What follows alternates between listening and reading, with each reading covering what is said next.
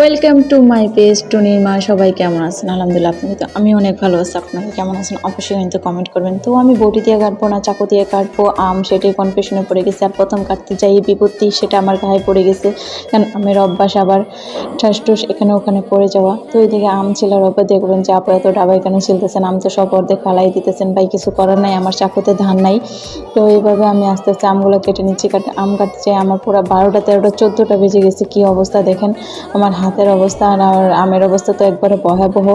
তো ওইদিকে আমটাম কেটে নিয়ে আমি একটু ভর্তা বানাবো। আর সিজনে ফুলের ভর্তা সব অনেক স্বাদ। আর এই আমগুলো জ্বরে পড়ছিল আর কি, মানে আমার সাথে যে আপুটা বসে আর কি কাজ করে, তার গাছ থেকে নিয়ে আসছিলো। তো তাই সবার জন্য আমি ভর্তা বানাইতেছিলাম বসে বসে আর কি।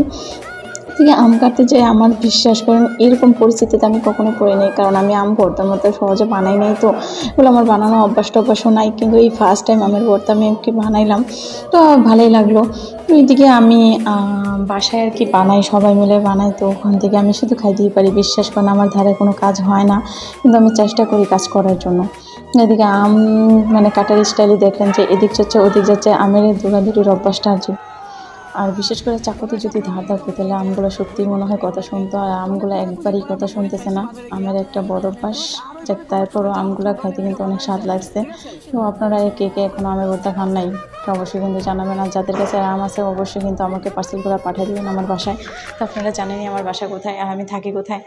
তো এভাবে আর এখন আপনাদের কাছে সেরকম আমি ভিডিও দিতে পারতেছি না, এটার জন্য মানে অ্যাকচুয়ালি সরি বললাম। কারণ আমি প্রচুর কাজে ব্যস্ত, নতুন চাকরি নিয়েছি, তো এইদিকে অনেকটাই ব্যস্ত থাকি যে আমি নতুন ব্লগ দেওয়া বা লাইভ করা পসিবল হয় না। তারপর আমি চেষ্টা করবো ইনশাল্লাহ আপনাদের কাছে নতুন কিছু দেওয়ার। এটা তো আমি নিজেই বলতেছি যে পারি না, তারপর আশাইদে আসলাম আমের ভর্তা বানানোর জন্য। কি করব, ইচ্ছা হলো। তো এদিকে কাঁচামরিচ একটা কেটে নিয়েছি, এই 2টা আমের জন্য। তাহলে বুঝেন চাল কতটা কম খাই। মানে আমি কিন্তু আবার চাল খোর, কিন্তু আমি জানি না আমাকে কীভাবে, আমি কারোর কথা শুনে চলার মতো মেয়ে না। আমি আমার যেটা ভালো লাগে আমি যেভাবে চলি, আমার মর্জি মতো আমি চলি। কারণ আমি বাপের বাড়ি ওভাবে থেকে আসছি, আর আমার হাজব্যান্ড আমার ওভাবে রাখে। কিন্তু অনেক মানুষ এসে আমাকে অনেক ধরনের জ্ঞান দেয়। ভাই তাদের জ্ঞান, আমি তাদেরকে একটাই কথা বলি, ভাই জ্ঞান আপনাদেরটা আপনাদের কাছে রাখেন। কারণ আপনাদের জ্ঞান আমার ধারে কাছেও আসে না। কারণ নিজের ভাত খাই আপনার নিজের বুদ্ধি নিয়ে চলাই ভালো। কারণ আপনি খাইয়ে অন্যের জ্ঞান দেওয়াটা বন্ধ করেন। নিজে ভালো হলে অন্যের জ্ঞান দিতেও কিন্তু ভালো লাগে, কিন্তু নিজে ভালো না অন্যের জ্ঞান দিয়ে একবারে ওটা ফোটালে, এটা একদম এক ধরনের বদ অভ্যাস কিছু কিছু মানুষের জন্য আর কি এটা। তো এদিকে আমি টেস্ট করে আমার তো অবস্থা খারাপ একবারে, এত টক বাট সত্যি অনেক স্বাদ হয়েছে। চিনি টিনি দিয়ে আমটাম বলো, এবার কাসুন্দি দিলে অবশ্যই অনেক ভালো লাগতো। কাসুন্দি ছিল না, পরিস্থিতি শিকার, কিছু করার নেই, এত কিছু আনা যায় না, অফিস টাইম বুঝে নিত।